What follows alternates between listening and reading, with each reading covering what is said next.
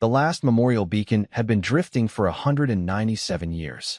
It was a small thing, barely the size of a cargo pod, painted in the dull gray of the Concord Coalition's morning color. It had been placed at the edge of the veil by 11 species who had agreed on very little, but had agreed on this. Nothing comes back from in there. Fleet Admiral Ruvek was not a sentimental man. He had taken the memorial rotation assignment without complaint, brought 3 warships and a science vessel, and settled in for 30 days of quiet. His crew ran drills. His cooks made decent food. The veil sat at the edge of sensor range like a bruise in space, deep and slow and impossible to look at directly. On the 19th day, one of the junior sensor operators said something that nobody on any coalition ship had said in 2 centuries. "Admiral, I have a contact." Inside the veil, moving outward. Ruvek did not move from his chair. He had been reading a report on grain trade disputes. He set it down very slowly. "Debris," he said. "No, sir. It is moving with purpose. Speed is low. Heading is direct and stable. It is not tumbling." Ruvek walked to the sensor station himself. He looked at the readout. He looked at it for a long time. Then he said, quietly, "Battle stations. All ships." The 3 warships came alive. Weapon ports opened. Shields came up. The science vessel, whose captain had never once in her career had reason to fear anything, found herself shouting at her crew to begin emergency recordings and not to stop for any reason. The contact grew on the screen. It was slow. It was steady. And then the signal analysts began pulling at their consoles because something strange was coming in alongside the mass reading. A broadcast. Old encoding. A frequency the Coalition archives listed as belonging to a species the records called human, a species that had sent a small fleet into the veil 104 years ago and never come back. "It is broadcasting an identification signal," the analyst said. "The language is, the files say it is human emergency identification. The code matches their naval registry format. Coalition records show only 1 human ship entered the veil. It was called ISV Pale Verdict." Ruvek stared at the screen. "That was over 100 years ago," said Commander Soth beside him. "Yes," Ruvek said. "It was." The shape resolved slowly as it cleared the veil's boundary. It was not what anyone expected. It was not a wreck. It was not a ghost ship drifting without power. ISV Pale Verdict moved with quiet, deliberate control. Its running lights were on. Its hull was marked and patched in places, but it was whole. It was 1 ship. 1 single human warship, coming out of a place where 14 alien fleets had gone and vanished. Ruvek held the engagement order in his hand for 11 seconds. He did not give it. Instead, he opened a hailing channel. "Unknown vessel.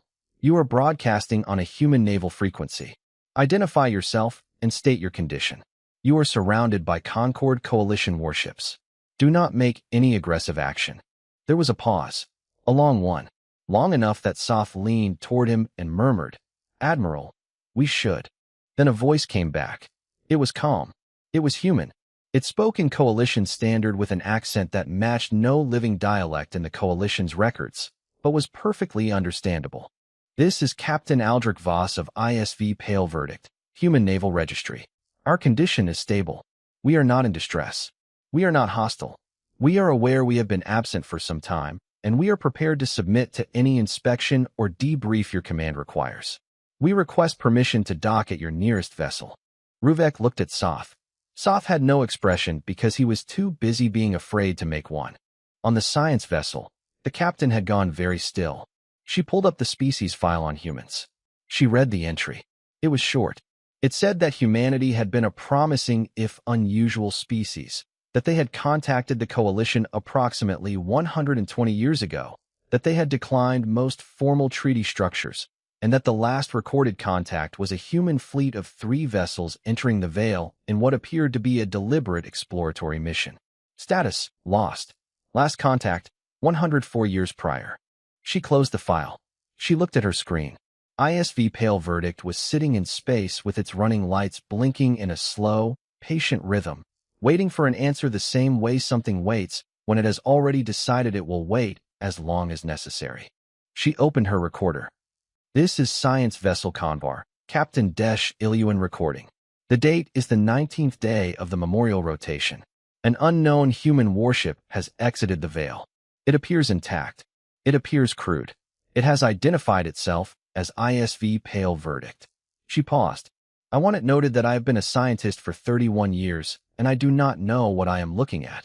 On ISV Pale Verdict, in a small side cabin, Dr. Sion Roth made her own recording. Day 847 since entry into the Veil. We are out. We are intact.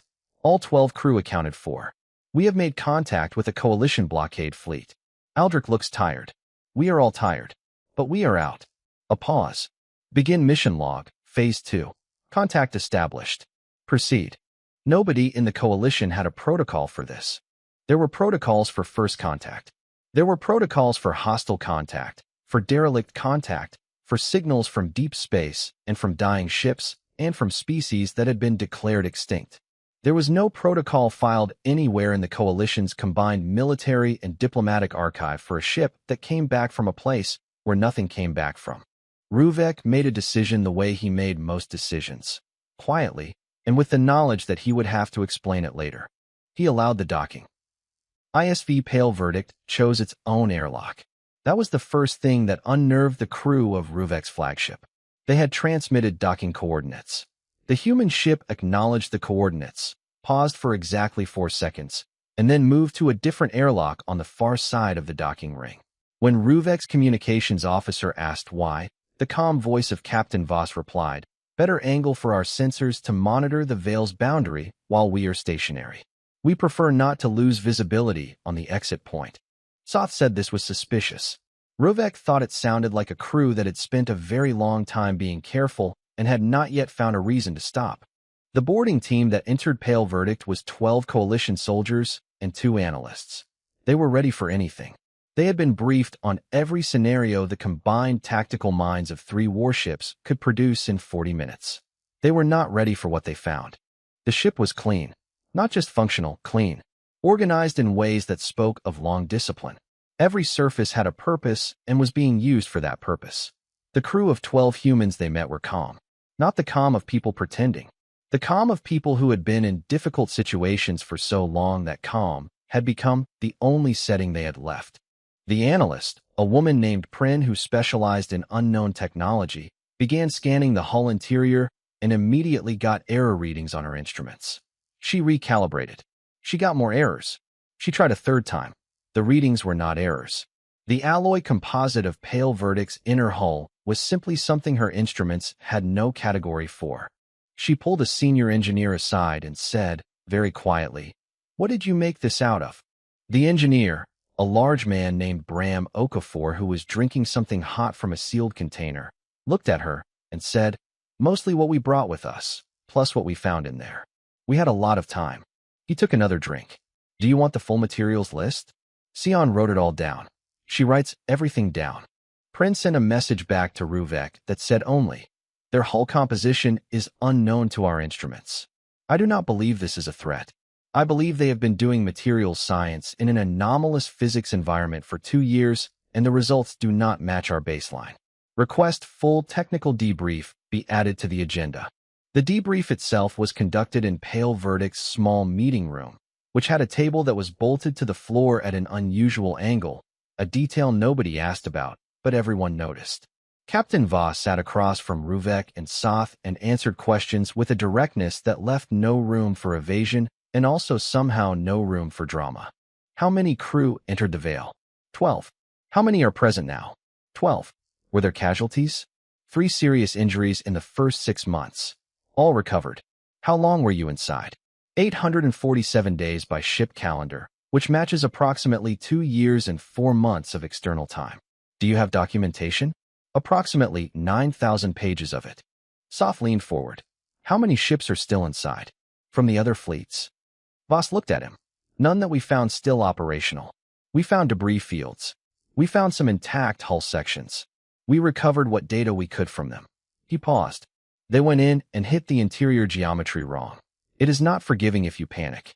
And you did not panic, Soth said, and the way he said it was not a compliment. We had arguments, Voss said calmly. Some of them were very loud. But no, we did not panic. We mapped instead. Ambassador Lyrit had not been inside the meeting room. She was watching through the observation feed from Ruvek's bridge, sitting very still. She was the representative of the Villani, the species that had placed the warning beacons at the Vale's edge. Her people had lost 2 ships in their 60 years before humanity entered. She had composed the official coalition statement of mourning when the human fleet was declared lost. She watched Voss speak. She watched the calm on his face and the calm on the faces of his crew visible through the corridor feeds. She watched Bram Okafor return to the engine section and begin running diagnostics with the comfortable ease of someone who had done it 10,000 times. She called up the record she had written. The human fleet entered the Vale knowing the risk. They were warned. They chose to proceed. They are lost, and we mourn their bravery. She closed it. She opened a new document and did not yet know what to write in it.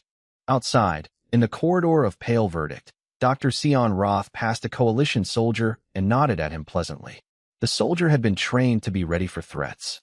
He was not ready for a small woman with ink on her fingers and a recorder around her neck who smiled at him like they were passing in a library. He stepped aside.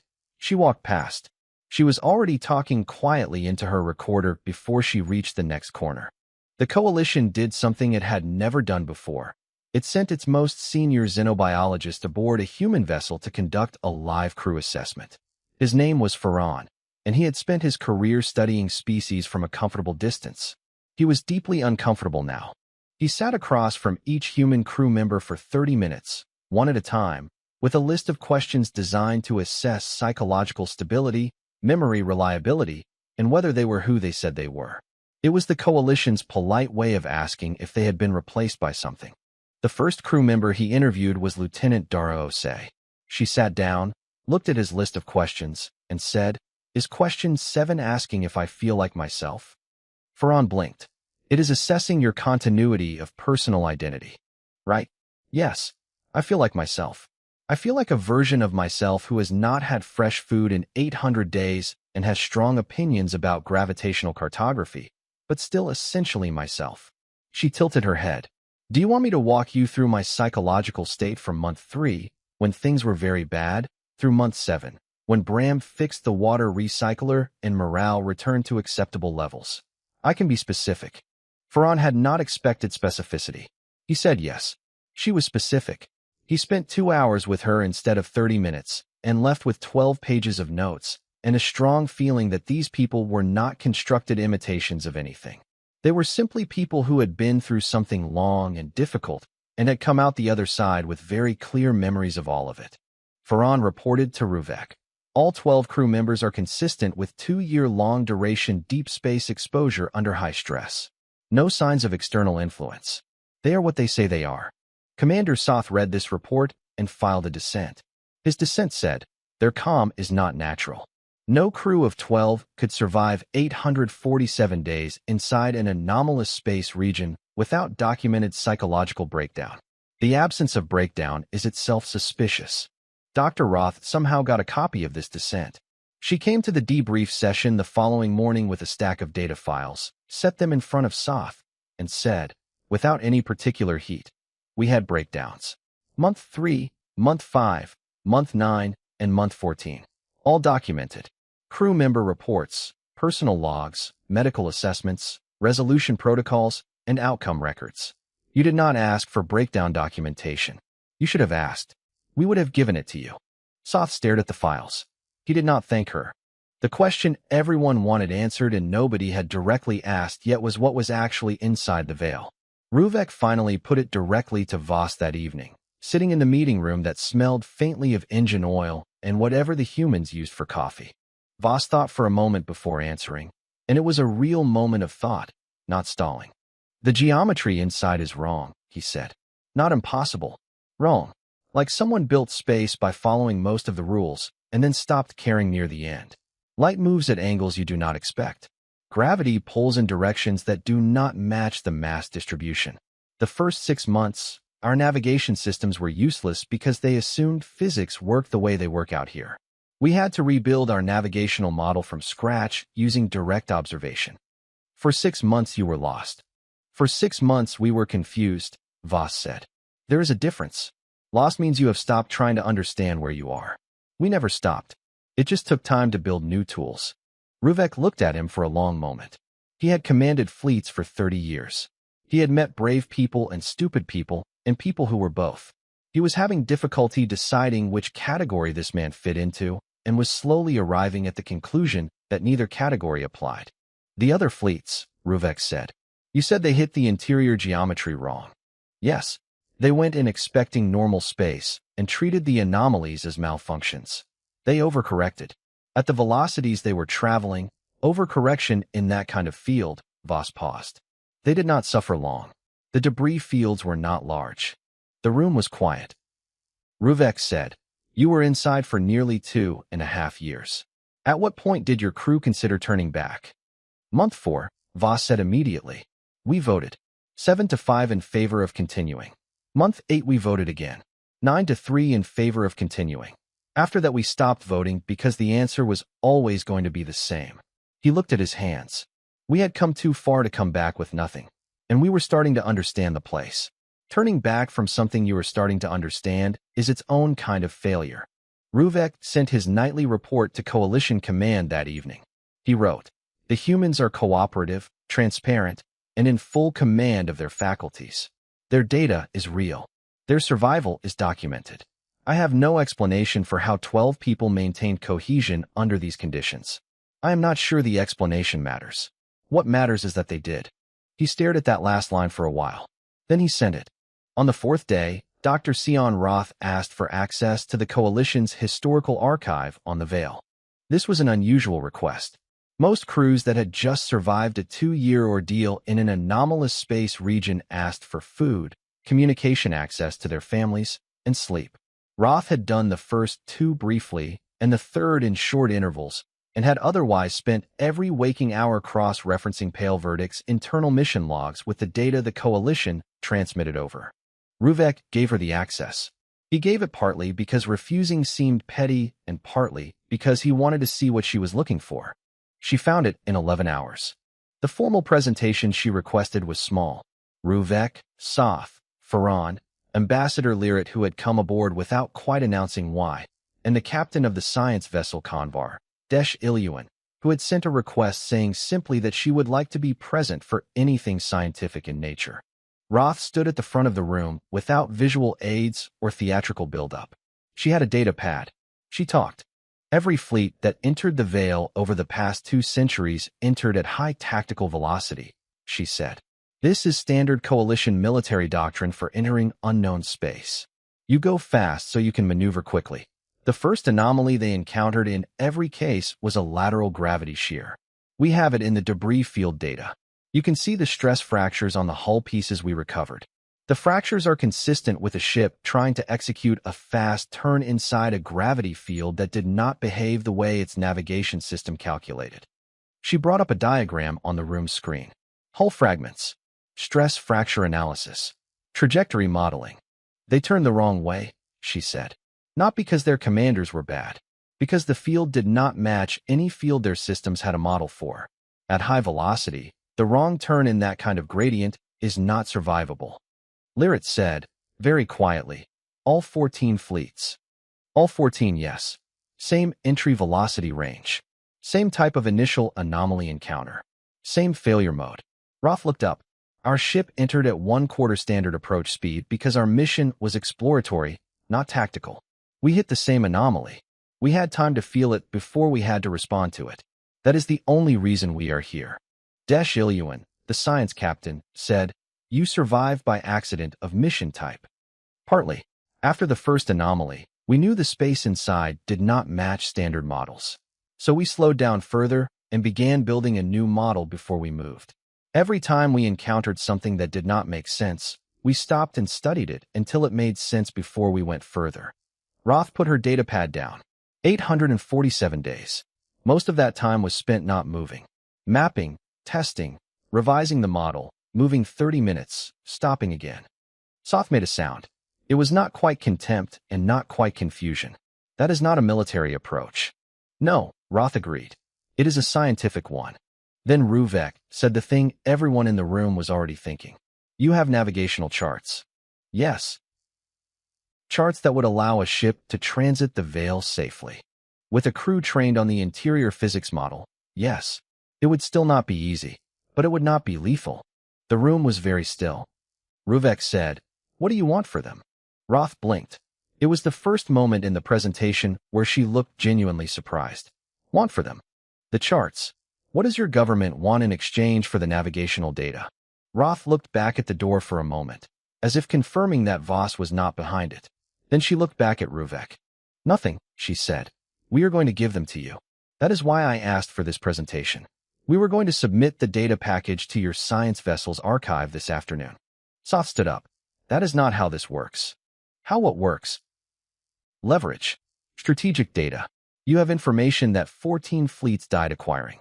You could negotiate from a position of." "We did not acquire this data by dying," Roth said, and for the first time there was something in her voice that was not quite polite. "We acquired it by living.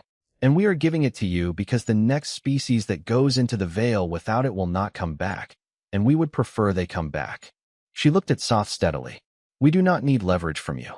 We need you to stop having funerals for ships that went in ignorant when we can fix the ignorant part." Desh Ilyuin made a note. She wrote, "The human position on data sharing is not tactical. It is moral. I do not have a framework for this in a military context. Recommend Xenosociology review the mission transcript." Ambassador Lyrit said nothing. She was watching Roth the way someone watches a thing that has just rearranged their understanding of something important. Her people had placed morning beacons. Humanity had brought back a map. After the room cleared, Lyrit stayed. Roth was packing up her data pad. "My people warned yours not to go in," Lyrit said. "I know," Roth said. "I read the beacon transcripts. We cared. We had lost ships there. We did not want your species to lose ships there." "I understand that," Roth said. She did not say it unkindly. "We assumed you were gone." Roth picked up her pad. She thought for a moment. "We were gone," she said. "We just did not stay that way." She left. Lyrit stood in the empty room with the diagram of hull stress fractures still on the screen and began drafting a message home that she did not yet know how to finish. The data transfer was scheduled for the following morning. Roth had packaged 9,000 pages of mission documentation, 412 navigational reference points, the full interior physics model that Pale Verdict's crew had built over 22 months, and a separate file that contained personal crew logs that she labeled optional reading, included for completeness. She submitted it to the science vessel Convar's archive at what she expected would be a quiet and administrative moment. It did not go that way. At 0340 station time, while most of Pale Verdict's crew slept and most of the coalition boarding team slept, and even Ruvek slept, Commander Soth convened a private communication with 3 captains from the other warships in the blockade fleet. The communication was encrypted. It was also not encrypted well enough, because Pale Verdict's communication system had been rebuilt from scratch inside an anomalous physics environment by people with nothing else to do, and it was considerably more sensitive than anything the coalition captains had accounted for. Lieutenant Dara Osei was not asleep. She was running routine sensor sweeps out of habit, the same habit she had maintained for every night watch for 2.5 years, because inside the veil you never stopped watching. She picked up Soth's encrypted channel. She did not interrupt it. She listened to it. Then she went and woke up Captain Voss. Soth's plan was not complex. He would request a security hold on the data transfer, detain the human crew, and have the data physically extracted from Pale Verdict's systems by the technical team that had been aboard all week and had, he believed, identified the archive access points. He genuinely believed he was protecting the coalition. He was wrong about the archive access points. Osei listened to the full communication, which ran to 40 minutes. Then she went to the ship's broadcast console and made a small adjustment that Bram Okafor had designed on day 600 of the mission, a full-spectrum data broadcast protocol that would transmit simultaneously to every ship within coalition contact range without needing to route through any relay. She brought up the navigational data package. She set the broadcast target. She looked at Voss, who was standing in the doorway with his arms crossed. He nodded. She sent it. At 0411, every coalition ship in the blockade fleet, including Ruvek's flagship, Soth's ship, and the science vessel Convar, received the complete navigational data package for the Veil's interior. It arrived at all of them at the same moment. It was not a transfer request. It was not a submission requiring authorization. It simply arrived, the same way a signal arrives. and it was already unpacked and indexed before any communications officer on any ship had time to question it. Ruvek woke up to an alert that was unlike any alert he had ever received. It told him his archive now contained 9,000 pages of mission documentation from an unknown human vessel that had, apparently, decided not to wait for the scheduled morning transfer. Soth's morning was considerably worse. By 0600, Ruvek had put together what had happened. He called Soth to his office, sent everyone else out, and had a short conversation that was not recorded and did not need to be. Soth was relieved of command before breakfast. The reason given in the official record was conduct inconsistent with coalition diplomatic protocol. It was accurate, if incomplete. At 0900, Ruvek boarded Pale Verdict for the first time personally. He found Captain Voss eating something out of a sealed packet and reviewing the morning sensor data on a secondary screen. The energy between them was not hostile. It was also not warm. It was the energy of two people who understand each other without liking the understanding particularly. Ruvek sat down across from him. "You monitored our encrypted channels," he said. "You boarded our ship and spent 4 days assessing whether we were real," Voss replied. "We were careful. We have been careful for a long time." Ruvek accepted this. The broadcast was preemptive. "Yes, we were going to give it to you this morning anyway. We simply made sure there was no version of last night where it did not happen." Ruvek looked at him for a moment. "You do not trust us."